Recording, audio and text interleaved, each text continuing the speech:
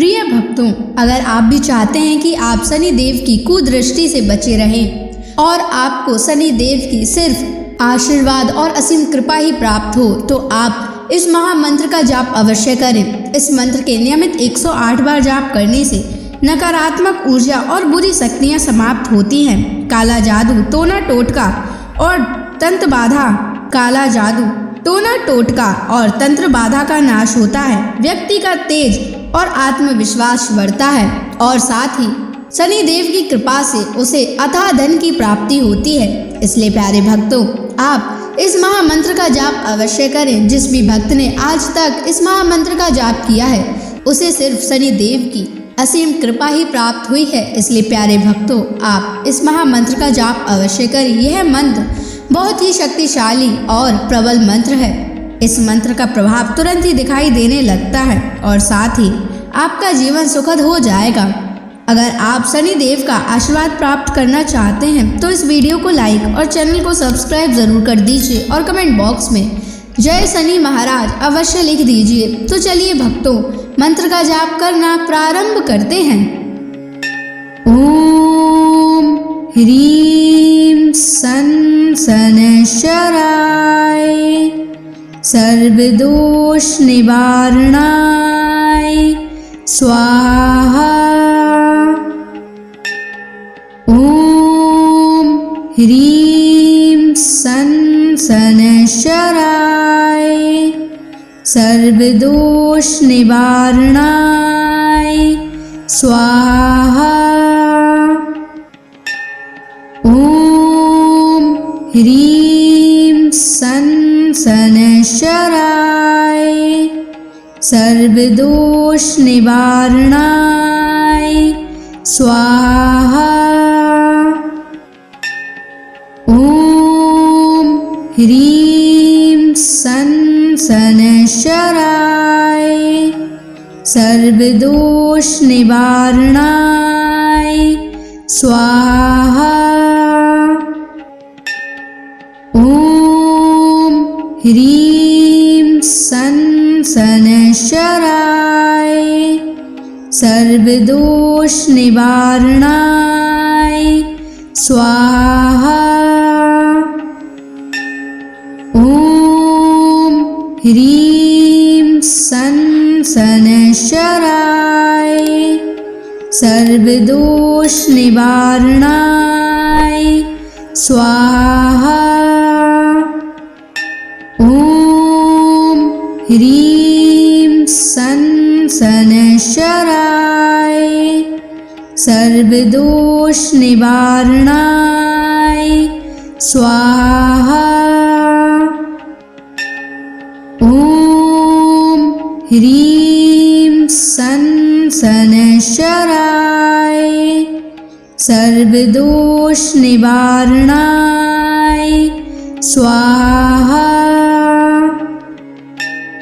ओम ह्रीं सन शनैश्चराय सर्वदोष निवारणाय स्वाहा। ओम ह्रीं सन शनैश्चराय सर्वदोष निवारणाय स्वाहा। ओम ह्रीं सन शनैश्चराय सर्वदोष निवारणाय स्वाहा। ओम ह्रीं सन शनैश्चराय सर्वदोष निवारणाय स्वाहा। ओम ह्रीं सन शनैश्चराय सर्वदोष निवारणाय स्वाहा। ओम ह्रीं सन शनैश्चराय सर्वदोष निवारणाय स्वाहा। ॐ ह्रीं सन् शनैश्चराय सर्वदोषनिवारणाय स्वाहा। ॐ ह्रीं सन् शनैश्चराय सर्वदोषनिवारणाय स्वाहा। ॐ ह्रीं सन् शनैश्चराय सर्वदोषनिवारणाय स्वाहा। ॐ ह्रीं सन् शनैश्चराय सर्वदोषनिवारणाय स्वाहा। ॐ ह्रीं सन् शनैश्चराय सर्वदोषनिवारणाय स्वाहा। ॐ ह्रीं सन् शनैश्चराय सर्वदोषनिवारणाय स्वाहा। ॐ ह्रीं सन् शनैश्चराय सर्वदोषनिवारणाय स्वाहा। ॐ ह्रीं सन् शनैश्चराय सर्वदोषनिवारणाय स्वाहा। ॐ ह्रीं सन् शनैश्चराय सर्वदोषनिवारणाय स्वाहा। ॐ ह्रीं सन् शनैश्चराय सर्वदोषनिवारणाय स्वाहा। ॐ ह्रीं सन् शनैश्चराय सर्वदोषनिवारणाय स्वाहा। ॐ ह्रीं सन् शनैश्चराय सर्वदोषनिवारणाय स्वाहा। ॐ ह्रीं सन् शनैश्चराय सर्वदोषनिवारणाय स्वाहा।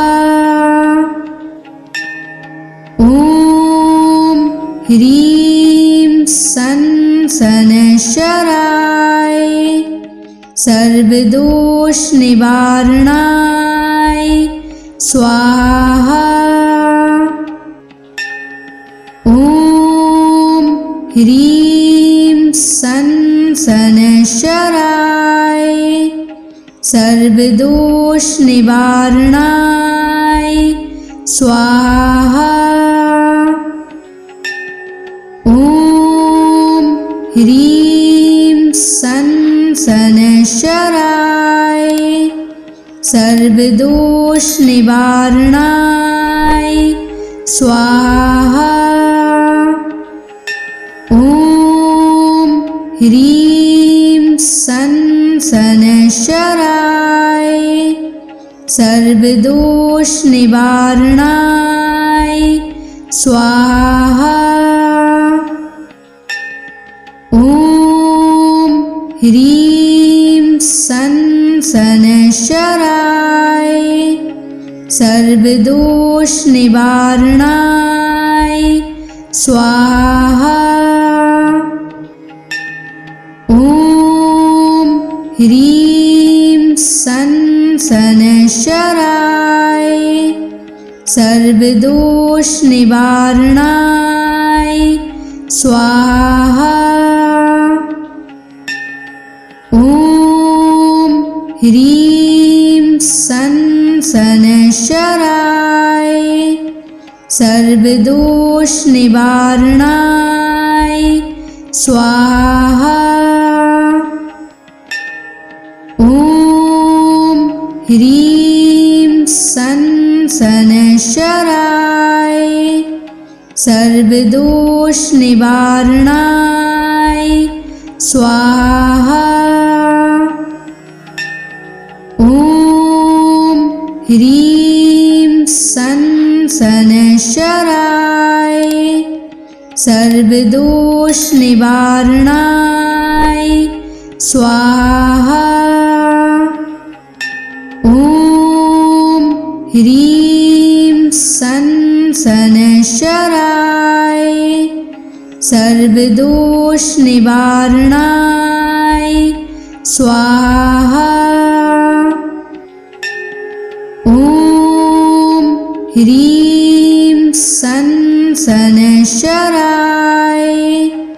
सर्वदोष निवारणाय स्वाहा।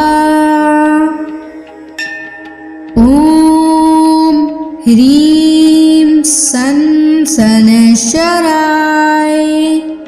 सर्वदोष निवारणाय स्वाहा। ॐ ह्रीं सनशराय सर्वदोष निवारणाय स्वाहा। ॐ ह्रीं सनशराय सर्वदोष निवारणाय स्वाहा। ॐ ह्रीं सनशराय सर्वदोष निवारणाय स्वाहा। ॐ ह्रीं सनशराय सर्वदोष निवारणाय स्वाहा। ॐ ह्रीं सनशराय सर्वदोष निवारणाय स्वाहा। ॐ ह्रीं सनशराय सर्वदोष निवारणाय स्वाहा। ॐ ह्रीं सनशराय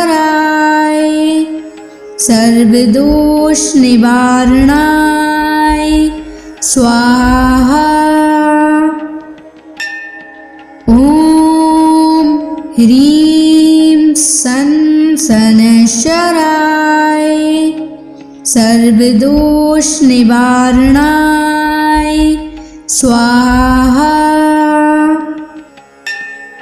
ॐ ह्रीं सनशराय सर्वदोष निवारणाय स्वाहा। ॐ ह्रीं सनशराय सर्वदोष निवारणाय स्वाहा। ॐ ह्रीं सनशराय सर्वदोष निवारणाय स्वाहा। ॐ ह्रीं सनशराय सर्वदोष निवारणाय स्वाहा। ह्रीं सन शनैश्चराय सर्वदोष निवारणाय स्वाहा। ॐ ह्रीं सन शनैश्चराय सर्वदोष निवारणाय स्वाहा। ॐ ह्रीं सन शनैश्चराय सर्वदोष निवारणाय स्वाहा। ॐ ह्रीं सन शनैश्चराय सर्वदोष निवारणाय स्वाहा। ॐ ह्रीं सन शनैश्चराय सर्वदोष निवारणाय स्वाहा। ॐ ह्रीं सन शनैश्चराय सर्वदोष निवारणाय स्वाहा। ॐ ह्रीं सन शनैश्चराय सर्वदोष निवारणाय स्वाहा। ॐ ह्रीं सन शनैश्चराय सर्वदोष निवारणाय स्वाहा। ॐ ह्रीं सन शनैश्चराय सर्वदोष निवारणाय स्वाहा। ॐ ह्रीं सन शनैश्चराय सर्वदोष निवारणाय स्वाहा।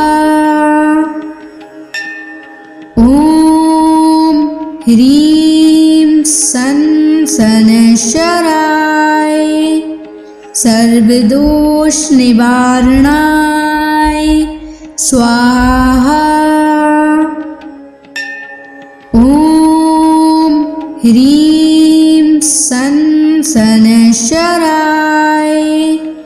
सर्वदोष निवारणाय स्वाहा।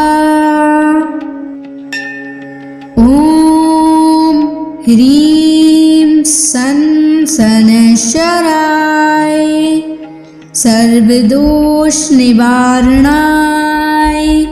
स्वाहा।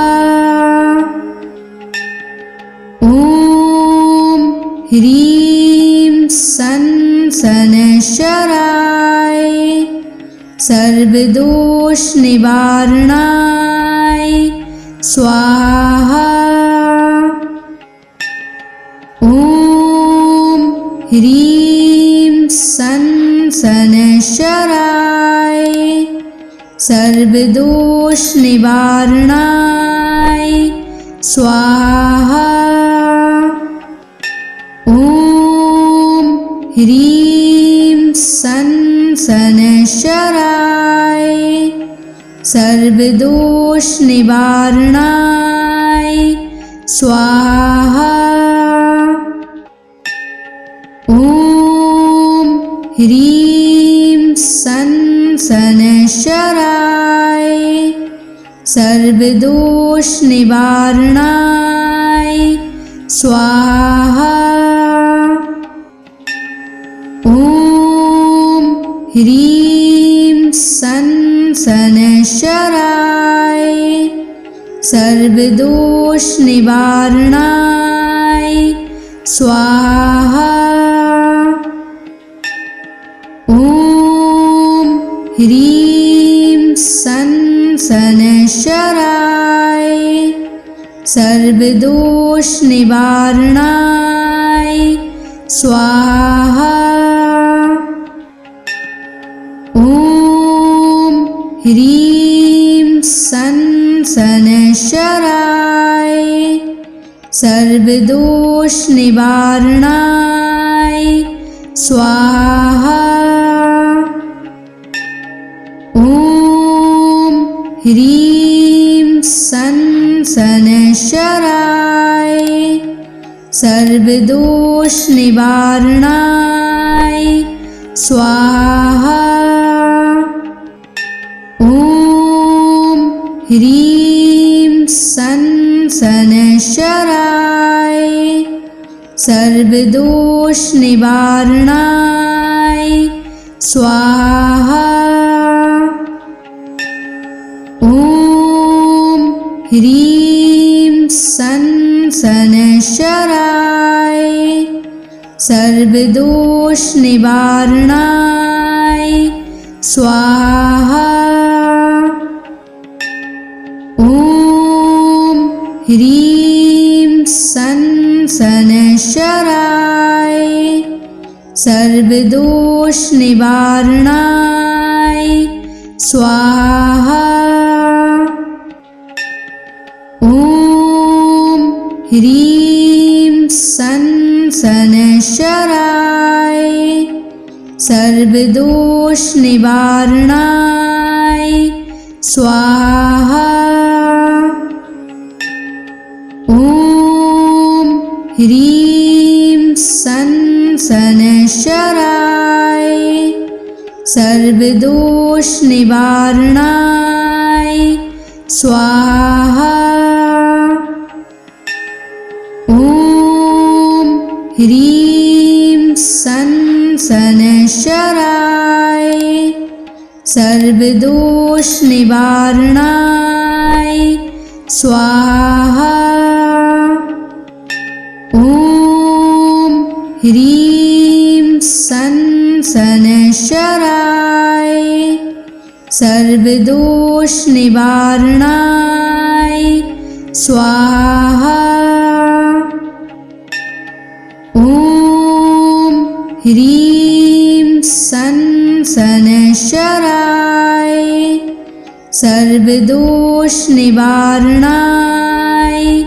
स्वाहा। ॐ ह्रीं सन् शनैश्चराय सर्वदोषनिवारणाय स्वाहा। ॐ ह्रीं सन् शनैश्चराय सर्वदोषनिवारणाय स्वाहा। ॐ ह्रीं सन् शनैश्चराय सर्वदोषनिवारणाय स्वाहा। ॐ ह्रीं सन् शनैश्चराय सर्वदोषनिवारणाय स्वाहा। ॐ ह्रीं सन् शनैश्चराय सर्वदोषनिवारणाय स्वाहा। ॐ ह्रीं सन् शनैश्चराय सर्वदोषनिवारणाय स्वाहा। ॐ ह्रीं सन् शनैश्चराय सर्वदोषनिवारणाय स्वाहा। ॐ ह्रीं सन् शनैश्चराय सर्वदोषनिवारणाय स्वाहा। ॐ ह्रीं सन् शनैश्चराय सर्वदोष निवारणाय स्वाहा। ॐ ह्रीं सं शनैश्चराय सर्वदोष निवारणाय स्वाहा। ॐ ह्रीं सं शनैश्चराय सर्वदोष निवारणाय स्वाहा।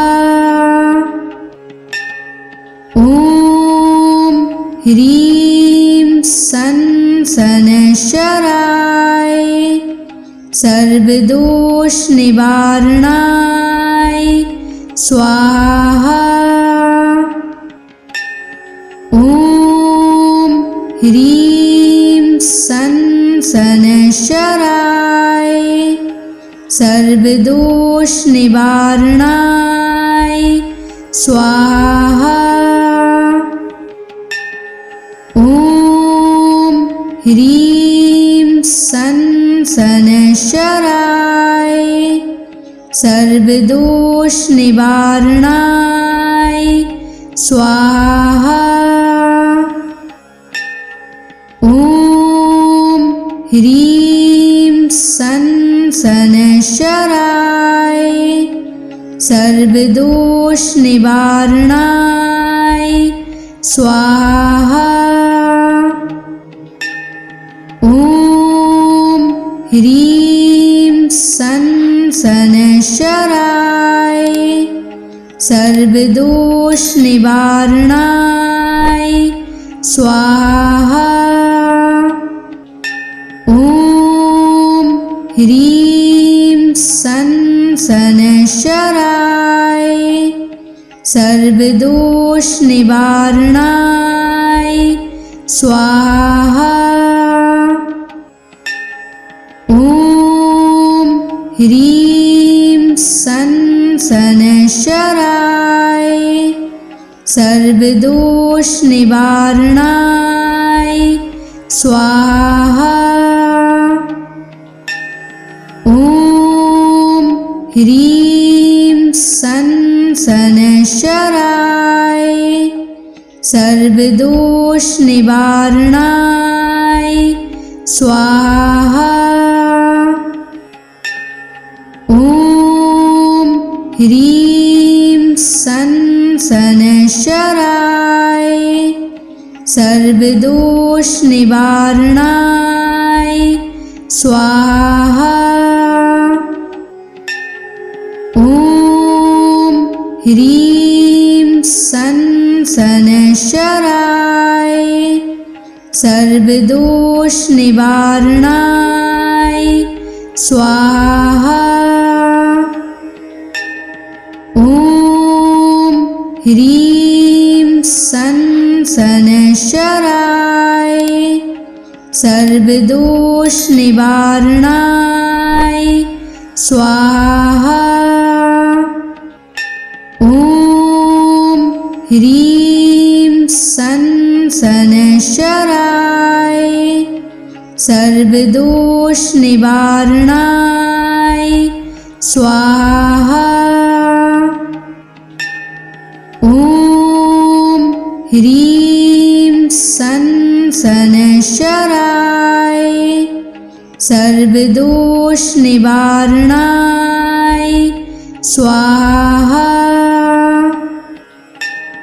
ॐ ह्रीं सं शनैश्चराय सर्वदोष निवारणाय स्वाहा। ॐ ह्रीं सं शनैश्चराय सर्वदोष निवारणाय स्वाहा। ॐ ह्रीं सं शनैश्चराय सर्वदोष निवारणाय स्वाहा। ॐ ह्रीं सन शनैश्चराय सर्वदोष निवारणाय स्वाहा। ॐ ह्रीं सन शनैश्चराय सर्वदोष निवारणाय स्वाहा। ॐ ह्रीं सन शनैश्चराय सर्वदोष निवारणाय स्वाहा। ॐ ह्रीं सन शनैश्चराय सर्वदोष निवारणाय स्वाहा। ॐ ह्रीं सन शनैश्चराय सर्वदोष निवारणाय स्वाहा। ॐ ह्रीं सन शनैश्चराय सर्वदोष निवारणाय स्वाहा। ॐ ह्रीं सन शनैश्चराय सर्वदोष निवारणाय स्वाहा। ॐ ह्रीं सन शनैश्चराय सर्वदोष निवारणाय स्वाहा। ॐ ह्रीं सन शनैश्चराय सर्वदोष निवारणाय स्वाहा। ॐ ह्रीं सन शनैश्चराय सर्वदोष निवारणाय स्वाहा। ॐ ह्रीं सन शनैश्चराय सर्वदोष निवारणाय स्वाहा। ॐ ह्रीं सन शनैश्चराय सर्वदोष निवारणाय स्वाहा। ॐ ह्रीं सन शनैश्चराय सर्वदोष निवारणाय स्वाहा। ॐ ह्रीं सन शनैश्चराय सर्वदोष निवारणाय स्वाहा। ॐ ह्रीं सन शनैश्चराय सर्वदोष निवारणाय स्वाहा। ॐ ह्रीं सन शनैश्चराय सर्वदोष निवारणाय स्वाहा। ॐ ह्रीं सन शनैश्चराय सर्वदोष निवारणाय स्वाहा। ॐ ह्रीं सन शनैश्चराय सर्वदोष निवारणाय स्वाहा। ॐ ह्रीं सन शनैश्चराय सर्वदोष निवारणाय स्वाहा। ॐ ह्रीं सं शनैश्चराय सर्वदोष निवारणाय स्वाहा। ॐ ह्रीं सं शनैश्चराय सर्वदोष निवारणाय स्वाहा। ॐ ह्रीं सं शनैश्चराय सर्वदोष निवारणाय स्वाहा। ॐ ह्रीं सं शनैश्चराय सर्वदोष निवारणाय स्वाहा। ॐ ह्रीं सं शनैश्चराय सर्वदोष निवारणाय स्वाहा। ॐ ह्रीं सं शनैश्चराय सर्वदोष निवारणाय स्वाहा।